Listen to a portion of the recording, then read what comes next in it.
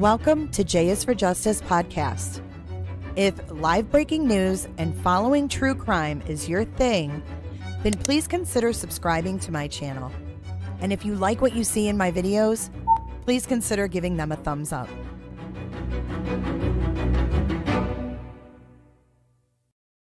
If live breaking news and following true crime is Welcome back to J is for Justice. My name is Jay. I am your host. We are gathering today for a press conference on a quote-unquote large-scale drug bust in Pinellas County, Florida. So welcome. I was just out in the wind. Welcome back to J. It's windy here in Florida. My name is Jay. I am your host. Getting We ready are to start gathering in about today 3 for minutes. a press conference on a quote-unquote large-scale drug bust in Pinellas County. My bad. Welcome. Come on in and get comfy. This is set to begin shortly.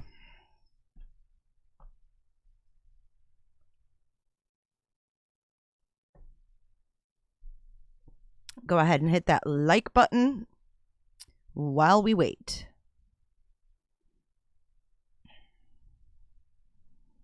Where is my live chat? Here it is. Kendi, hello, Miss Kendi. Welcome. If you could go share with your friends in the Discord, that would be great. Oh, they're here. Hello, ladies. Welcome back, ladies. Welcome back. I hope you're having a good hump day. Flo, I hope you're getting around all right. Getting around, doing some walking.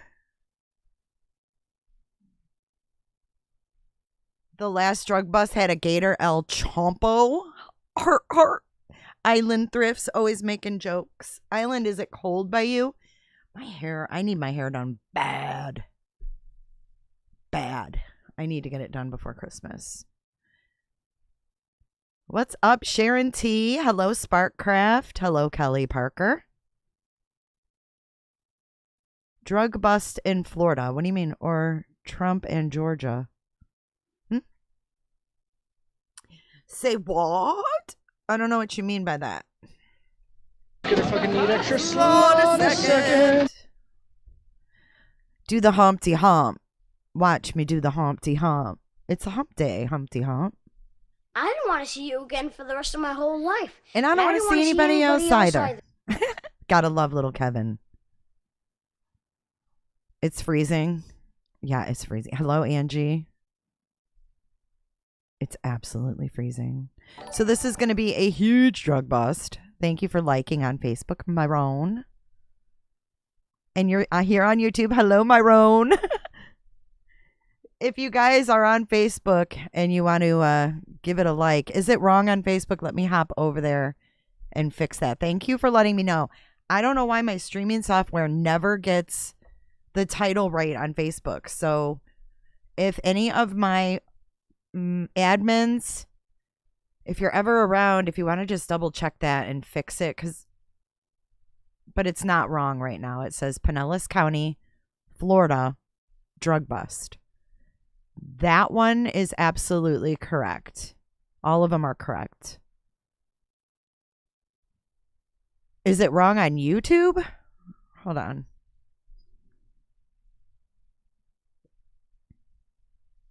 Or am I being punked, guys? It's wrong on YouTube? I'm taking a look. Let's see. I believe you. Donald Trump. Why the fuck would it say that? I had a whole... See, it took my whole description away. Jesus, thank you for letting me know, Lauren. Watch. What a bunch of bullshit. And I pay for this stuff and it changes my titles? Ah! It's actually right on Facebook, but not on YouTube this time. Large scale drug bust in Pinellas County. It's a drug bust, not Donald Trump. Florida.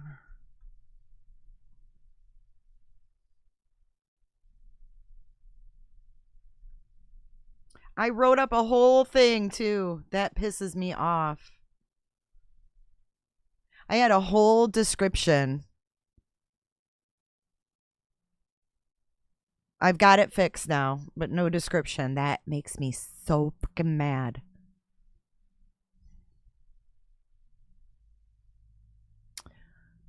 Oh, such is life, I guess.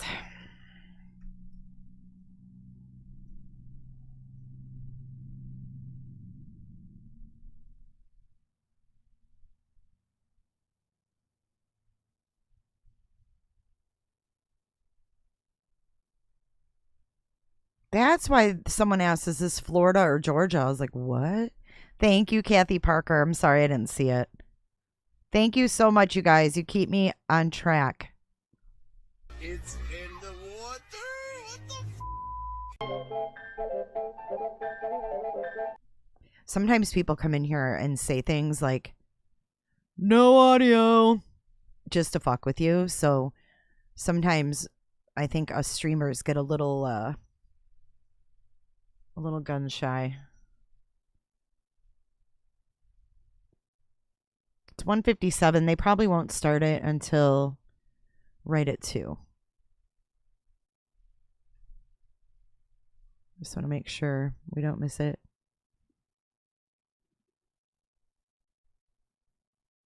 In my subscriptions, it's not showing you're live. The red dot is not highlighted. That is weird. It still says Donald Trump.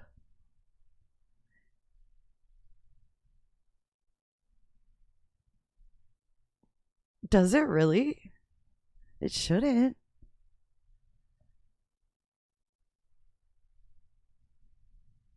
It should not say Donald Trump anymore. I think it fixed. Thanks, Lauren. Lauren's like, I'm here either way. Thank you. That's so nice. I know. We have fudge ups all the time around here. No, I did not stay live. I did not stay live. What's up, Roberta? Here, let's say hello to Roberta today properly. I've been slacking with the sound bites. Oh, there she is. Roberta.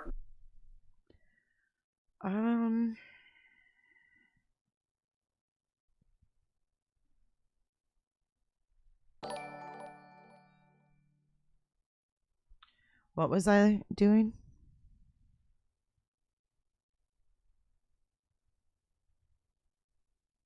No red dot. I don't even know what a red dot means. What does that mean? Oh, Discord, right. What does a red dot mean?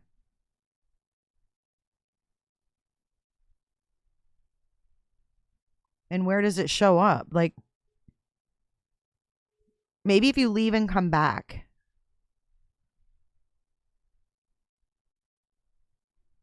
Unfortunately, Daisy, we had to make the Discord members only because of certain a-holes in this world. Ruined it for everybody. And, you know, people like their privacy, and their privacy was being invaded, keeping it open. So I had to make it members only. So I'm sorry. Patreons and members of the channel are the ones in the Discord. Here is the link to it.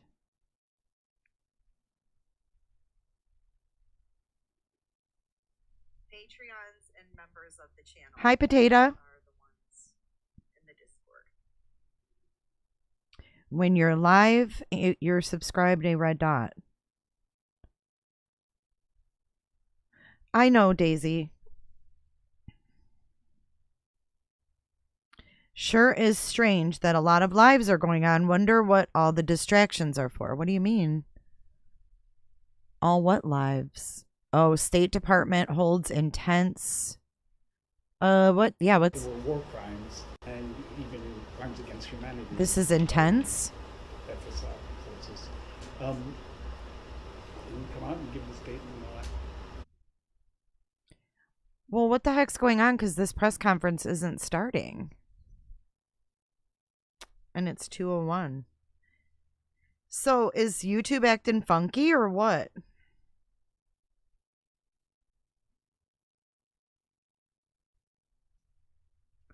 I can't watch that White House shit about the wars and stuff. I just cannot. I can't do it. No, you did not miss it. Yeah, I can't watch those guys. He looks fake. And the St. Petersburg Police Here we Department. go. Here with me today are FDLE Deputy Commissioner Shane Pollard and Tampa FDLE Special Agent in Charge Mark Brutinel. This Pinellas County drug-based trafficking organization has operated here since at least, and it's going back longer than that, but we're going to say for the purposes of this discussion today, at least since January of 2023. During this year, the organization has acquired and distributed in Pinellas County and throughout the Tampa Bay area approximately 400 kilograms of cocaine and 50 kilograms of fentanyl and over 20 pounds of methamphetamine. The investigation involved the use of court-authorized wiretaps and other forms of electronic surveillance. And I want to recognize the Pinellas Pasco State Attorney's Office under State Attorney Bruce Bartlett, as they've been an integral partner in this investigation. We could not have done what we were able to accomplish here without their participation and assistance. We identified throughout the course of this investigation about 30 people, mainly in Pinellas County and mainly in St. Petersburg, who are part of this drug conspiracy that really put huge amounts of illegal drugs on the streets of our county. We arrested 24 people yesterday and searched 7 locations around St. Petersburg that resulted in the seizure of about 12 kilograms of cocaine and 3 kilograms of fentanyl. So for the perspective of people who are not used to dealing with metric drug weights, a kilogram of cocaine is 2.2 pounds. So this seizure was about 26.5 pounds of cocaine and 6.5 pounds of fentanyl yesterday alone. Think about that pound of sugar that's sitting in your kitchen pantry. And this is 33 of those 1 pound bags. But this is poison that kills people. This isn't sugar. A kilo of cocaine wholesale on the streets of Pinellas County goes for about $17,000, and a kilo of fentanyl goes for about $35,000, making the wholesale value, and this is again the wholesale value of what we seized yesterday, about $309,000. If you value it at the way that it would be sold on the streets of Pinellas County, which is in user doses at street level, the value of it well exceeds $1 million. We also seized yesterday $237,000 in cash from this drug trafficking organization. Now, what we've been able to establish is that the cocaine and fentanyl came across the wide open Mexican border from sources of supply in Mexico who we have identified through this investigation. The drugs went from Texas to Pinellas County or other places like Atlanta and Charlotte, North Carolina, where couriers from Pinellas County would go to pick up the drugs and then bring them back here. Our investigation began in January of this year when we received information that Jacob Land was selling drugs from his business, and it's a business out off of Gandy Boulevard called Star Status Inc., and that's at 10387 Gandy Boulevard, Suite 111.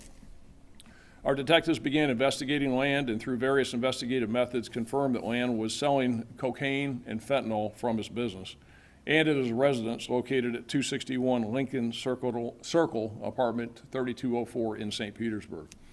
And what we were able to find out and determine through the course of the investigation is that Land was getting cocaine and fentanyl from various sources of supply, including Aleem Coley and Oswald Castillo. Oswald.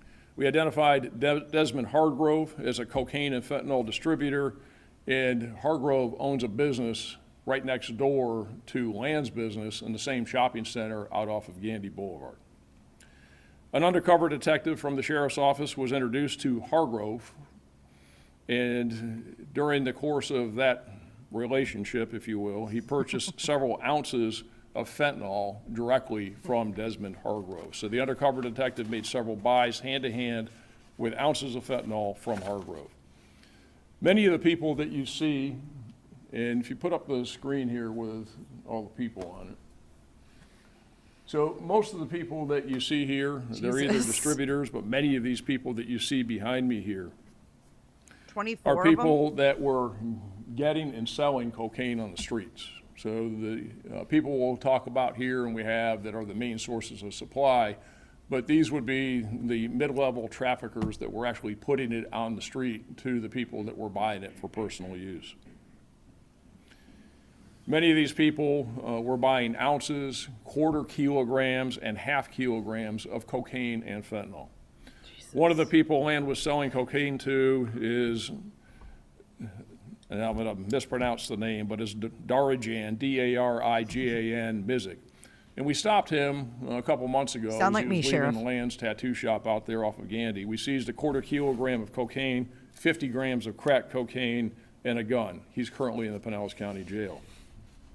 In addition to introducing an undercover detective to Hargrove, we were also able to introduce an undercover detective to Land himself.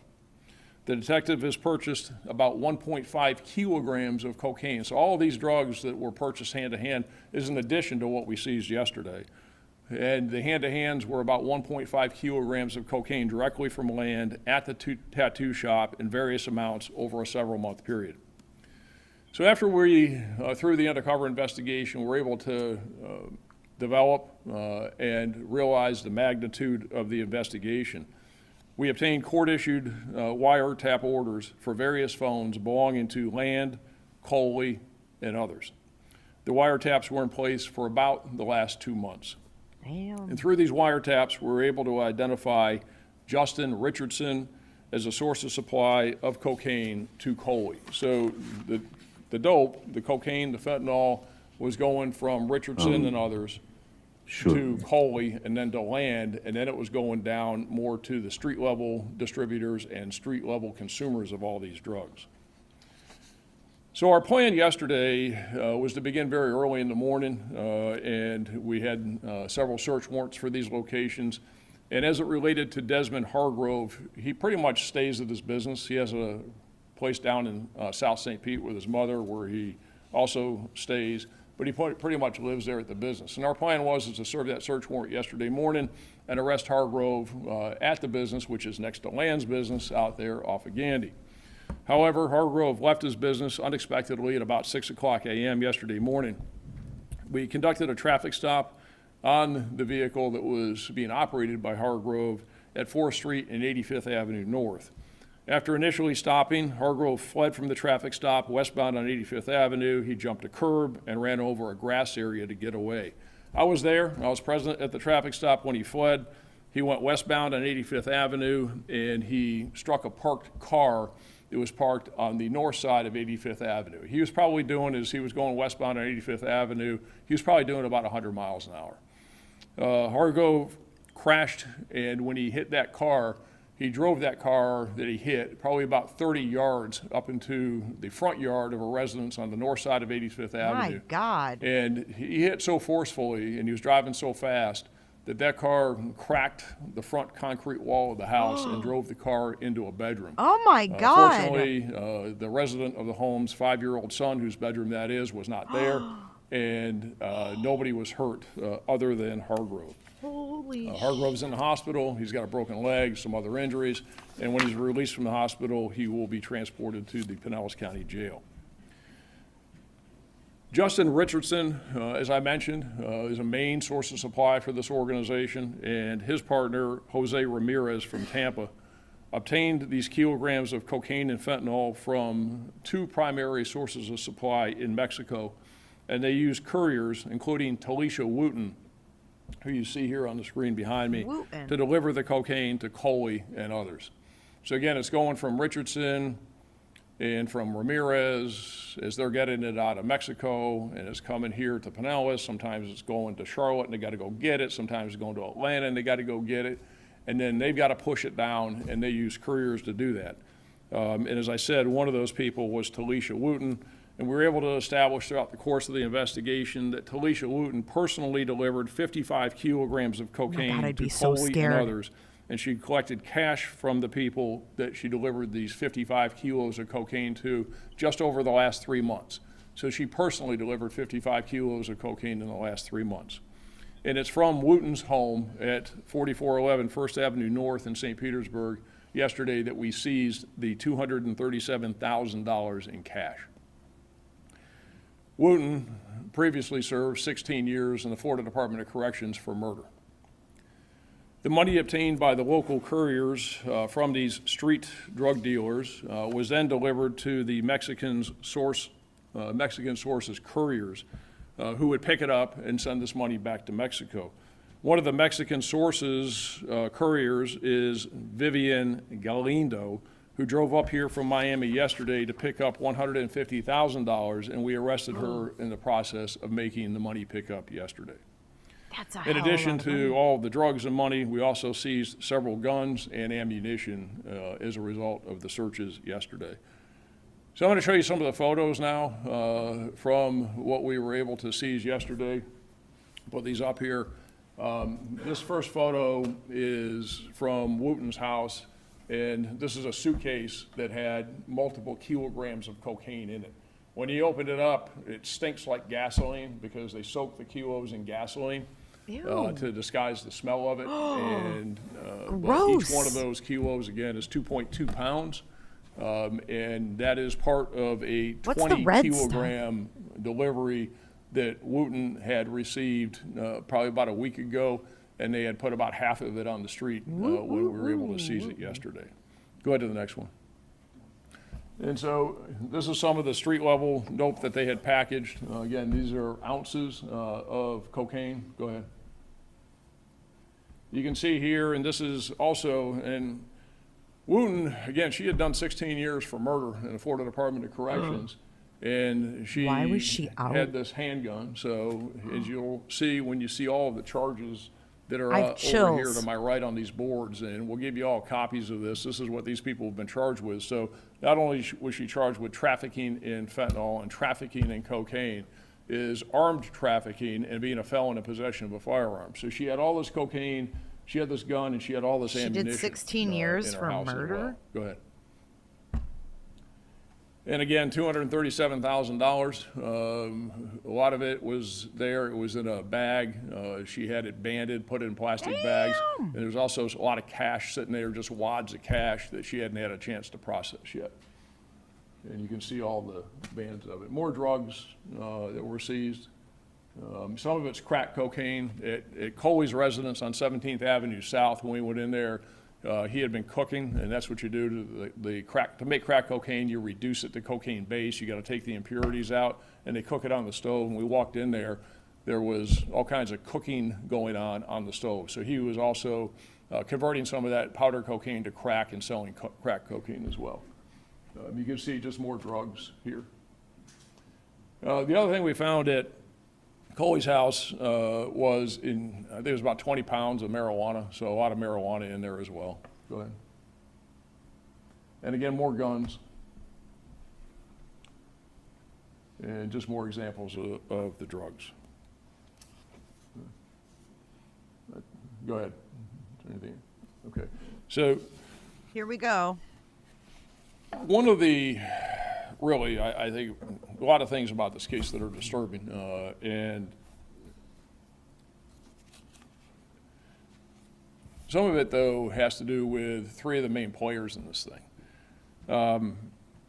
And the disturbing part is the drug traffickers have in putting all this out on the street.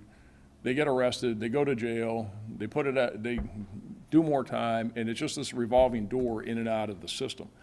They go to prison, they get out, they go right out and engage in drug trafficking again. And in the case of Justin Richardson, while they're in prison, I love it when you call not me only Big do they not get on the right side of it, not only do they not rehabilitate, but they also develop new sources of supply so that when they are either in prison or when they get out, they can just keep doing what they're doing. So when Richardson was in federal prison, that's when he developed this source of supply in Mexico. So these Mexican sources that Richardson and Ramirez have been obtaining cocaine from and obtaining fentanyl from are people that Justin Richardson met when he was at Coleman up in Sumter County in the U.S. Bureau of Prisons in the federal prison system. That's where he met these people. Now, when you look at Justin Richardson, and as I said, what's troubling about this is that he was first arrested on federal drug charges in 2004 and sentenced to 5 years in federal prison. After an early release, okay, so hear me, after an early release, Richardson was again arrested on federal cocaine trafficking charges in 2010 and sentenced to 11 years in federal prison. You know, so what happened to, a judge makes a decision, you sentence somebody to prison and actually do the time the judge sentences them to, instead of keep letting these people out early, out early, out early. That's one of the things we have here in the state of Florida, is you got to do 85% of your sentence. But they keep letting these people out early, and they let him out early again in 2010, so he gets 11 years. And he gets another early release from those charges. And after he's early released again in 2017, he's again arrested on cocaine trafficking charges, and during which they seized $1.4 million from him in 2017. Richardson in 2017 was sentenced to 9 years in federal prison, and about 2 months ago, when he sentenced to this 9 years in 2017, about 2 months ago, the U.S. Bureau of Prisons released Justin Richardson from the federal prison to a halfway house in Tampa. And while he's in federal custody at the Tampa halfway house, he was allowed to leave during the day, and we've observed him through surveillance making kilogram cocaine deliveries and picking up money from people to whom he sold the cocaine. So here's a guy that's an inmate in the federal prison system. While he's in prison, he's running this, coordinating this drug distribution activities. And he went to the halfway house 2 months ago. He's right back actively on the street, delivering kilos of cocaine and picking up money and peddling his poison all over the streets of Pinellas County. So if you want to sum it up, Justin Richardson has been in and out of federal prison for the last 18 years on federal drug charges involving hundreds of kilos of cocaine. And when he gets, again, released to a halfway house in Tampa 2 months ago, he's right back at it again, selling kilos of fentanyl and cocaine on the street. So I guess so much for getting the message and so much for rehabilitation. But hopefully a minimum mandatory 25-year sentence, this time in the Florida Department of Corrections, will keep Justin Richardson off the streets of our county. And then in addition to Richardson, Jose Ramirez, who's Richardson's partner, Thanks, he also has an extensive drug trafficking history, and he is on supervised release for his federal charges and from the federal prison system. He's on supervised release until 2025. Then we look at Elaine Coley. He's the one that has the house down there on 17th Street and 17th Avenue South in St. Pete. He's the one that was cooking the crack, and we got 2 kilos of cocaine yesterday out of his house. Is that he has a lengthy criminal history for drug trafficking, and he was just released from federal prison in May of 2023. So just in May of this year, he gets out, and he's right back at it again. And he is on supervised release until 2027. So these people who are constant recidivists are a big problem. The system is not working in that regard. And you see 3 classic examples of it today. And as you can see with all of these individuals, and we'll give you copies, every single one of these people has extensive criminal histories. It just goes on and on. Now, before I wrap up here, I just want to talk a little bit about fentanyl and reiterate to everyone that fentanyl really has caused the worst drug epidemic in the history of our country. People are dying, and they're dying left and right from fentanyl because of its potency. Fentanyl is 100 times more potent than morphine, 50 times more potent than heroin, and we know that it's caused the deaths of thousands, if not tens of thousands of people in this country. So think about the 3 kilograms, okay, the 6.6 pounds, the 3 kilograms of fentanyl that we seized just yesterday from the one location. And we seized fentanyl from other locations yesterday, but just think about the 3 kilos, just those 3 kilos, not the fentanyl we made purchases of and everything else. Just those 3 kilos that we seized yesterday from that one house, according to the U.S. Drug Enforcement Administration calculations, has the potential to kill 1.5 million people. A kilo has the potential to kill up to 500,000 people because it takes such a minuscule amount of fentanyl to kill somebody. There's about 1 million people that live in Pinellas County. And those 3 kilos yesterday could have killed every man, woman, and child in Pinellas County, and time and a half. That's a lot of dope for these people to put on the streets.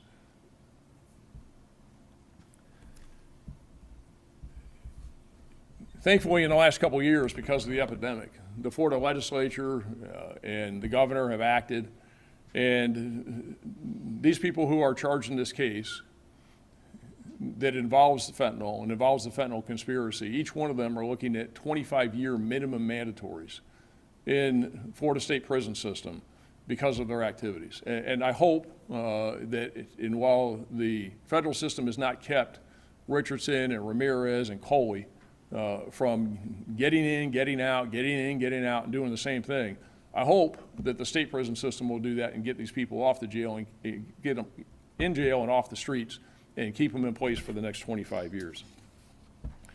Now, when you look at the problem that we have, and it is sad, is that the supply of drugs today is as high as it's been in the last several decades. And one of the ways that we look at this is to look at the prices.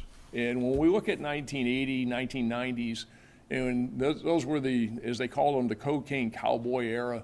And it's all about supply and demand. Yeehaw. And as the demand is high and the supply is there, and when the supply is really high, the prices go down because there's a lot of it out there, but people want it because they're addicted to it. So in the 1980s, cocaine was about $600 to $800 an ounce. And a kilogram of cocaine was about $16,000 to $18,000 on the street.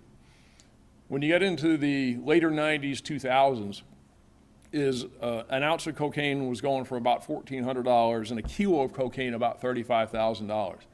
But now it's right back down again, and it's back to 1980s pricing when we had all of the cocaine wars, all of the cocaine cowboy era. Damn. And so what it shows, and it's because of the porous border and because of the inability to stop it from coming in, that we just see this tremendous amount of drugs that are on the streets, not just in Pinellas County, not just in the state of Florida, but around the country. So we got a problem, and people are dying from it and dying from it at the hands of these people that are out there peddling this poison. So law enforcement can't stop this because of the reasons I just said, but we will continue to do everything we can to hold these people accountable for these illegal actions. We'll have a summary of all the charges for these people that are on the board, all their criminal histories. We'll provide that to you. And you'll get a copy of all these photos. He's and no the Grady Judd with these. these. We'll provide. Grady Judd. I'll take some questions, but before I do that, I want to turn it over to Shane Pollard from FDLE for any remarks that he wants to make. Shane. Thank you, Sheriff. Good afternoon. I'm Deputy Commissioner Shane Pollard with FDLE, and it's a privilege to stand beside Sheriff Gualtieri today and also Special Agent in Charge Mark Brutnell. This is one of several investigations being investigated statewide using SAFE grant funds. And this case is exactly the kind Governor DeSantis had in mind when he signed the SAFE legislation into law. SAFE is short for State Assistance for Fentanyl Eradication. The program provides money for law enforcement agencies and drug trafficking investigations. Funds can be used for training, overtime, travel, or investigative operations. Cases involving drug trafficking organizations can be very expensive, even cost prohibitive. It's easier to arrest the low-level street dealer, but it's much more time-consuming, dangerous, and costly to investigate an entire drug trafficking organization. SAFE grant funds make these cases possible for all agencies in our state. And never has there been a time when this program has been needed more. Across Florida, drugs kill thousands of Floridians each year, and fentanyl continues to be the #1 drug killer, followed by cocaine. Cases like this matter. Cases like this make our communities safer, and cases like this save lives. We're grateful to our dedicated law enforcement officers like Sheriff Gualtieri and his deputies here at his agency, and like Special Agent in Charge Mark Brutnell and our agents at FDLE. Their hard work in this case is an example of how they make Florida streets safer. These investigators are tackling this crisis head on, and they're improving the lives of all Floridians. Before I close, I encourage all law enforcement agencies to take advantage of this SAFE grant funding. Information on how to apply for that funding is available on FDLE's website. Thank you. Does anybody have any questions? Sheriff, could you just touch on, reiterate just how delicate this operation was? I mean, 24 Yeah, so it took a tremendous amount of work by a whole lot of people. I mean, the detectives in our narcotics division and people across the agencies have worked very, very hard all year and longer, really on this. In the last couple months especially, people were just working literally 24 hours a day, 7 days a week. And in the last couple of days, and the planning and the putting this together yesterday. So a lot of logistics, a lot of work, a lot of effort. And I know some of you, I heard from our PIO people, some of you yesterday were a little not so happy because we weren't giving you information, but we couldn't give you information because this thing was unfolding throughout the whole day. We started at about 4 o'clock yesterday morning and really didn't stop until about 7 o'clock last night. And it was really important and one of the great successes of this case, this doesn't happen very often when you get these type of massive roundups. Usually when you do these roundups is you set out to arrest a certain number of people. And if you get about half, as you're looking to get these people in custody, if you get about half and you go back in history and you look at these boards that we put up, okay, that we do in other agencies, usually they'll show you they got about half, is we got every single one of them. So we got 100% of the people that we sought to arrest yesterday. And a lot of it was because of that coordination, because of the logistics, and not putting information out there. So that's the only reason why we couldn't get it out yesterday, because it was unfolding throughout the day. And as all those steps were happening, and then we had couriers showing up to get money. We had all kinds of things that were in the works. And it wasn't because we didn't want to put it out there, but it's because we needed to be successful. And then we could come here today and show you what we did. Anybody, any other questions anybody have? Yep. About how many undercover detectives did you have working at the same time? I'm not going to give you that information. A lot. Everybody should think every time they do a drug deal that they're dealing with an undercover cop. Think twice about it.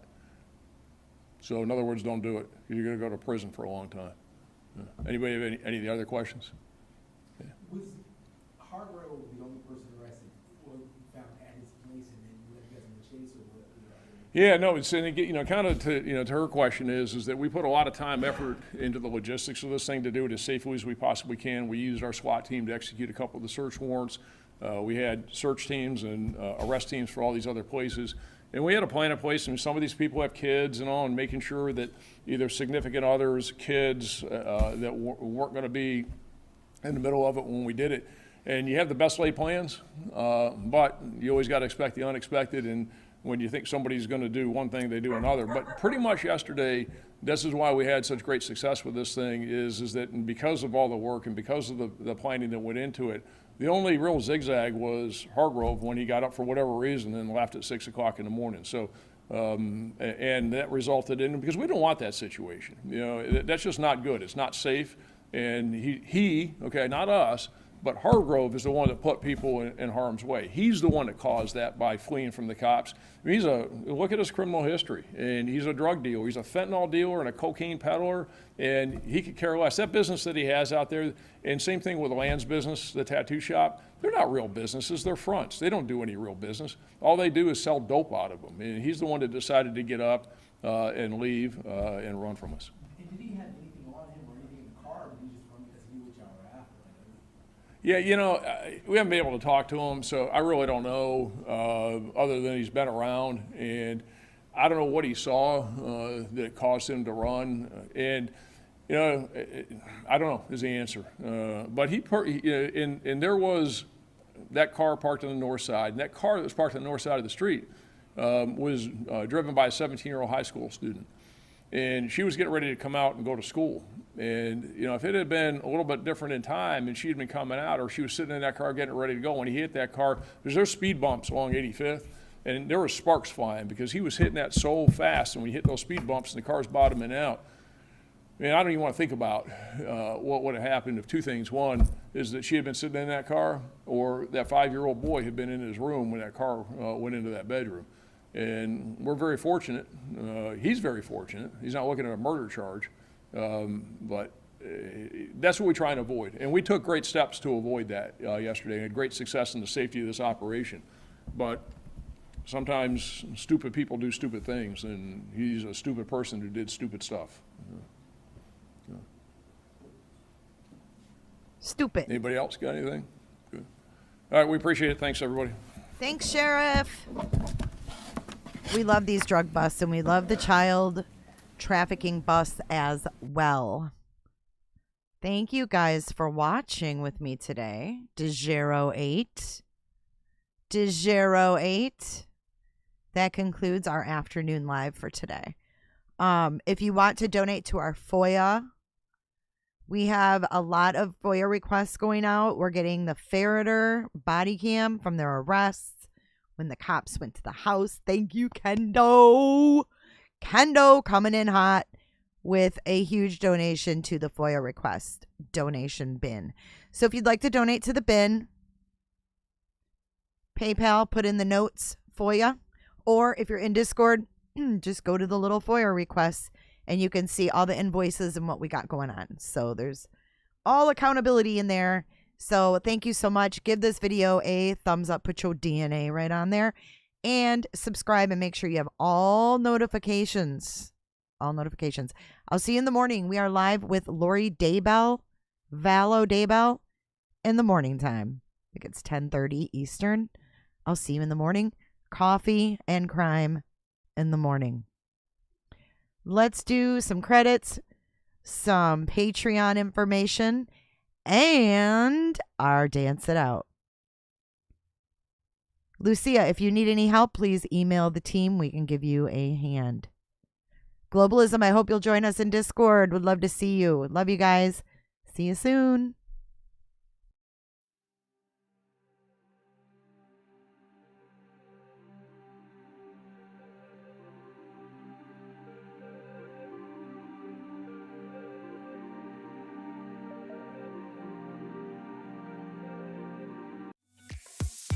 Be sure to check out my other videos and playlists for more true crime content.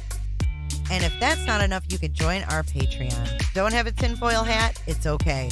We'll make you one. It's that easy. See you guys in the next video. See you later. Bye.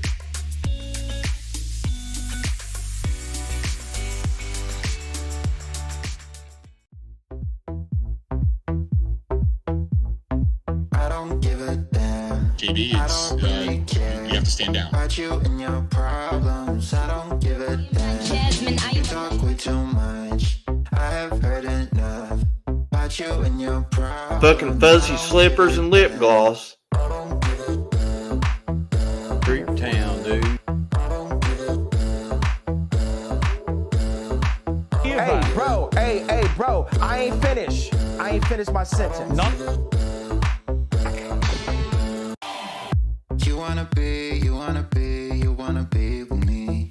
You wanna feel something real, but I'm feeling differently. You're making plans to get to France, but don't wanna face the fact that I ain't got time for that. Staying up late, sleeping all day, dreaming about Cadillacs. Buying new shoes, hanging by the pool, sipping on Coke and Jack. Calling my phone when you're bright-eyed and bushy-tailed. Sorry. Is it one Jennifer or two Jennifers? Thanks so much, Jennifer. Everybody does that. It's okay. Hi, Jennifer.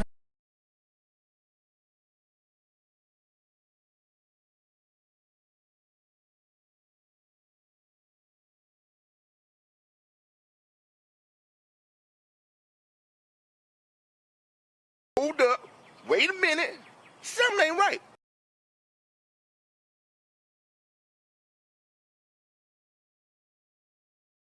Going to the clinker, the big house.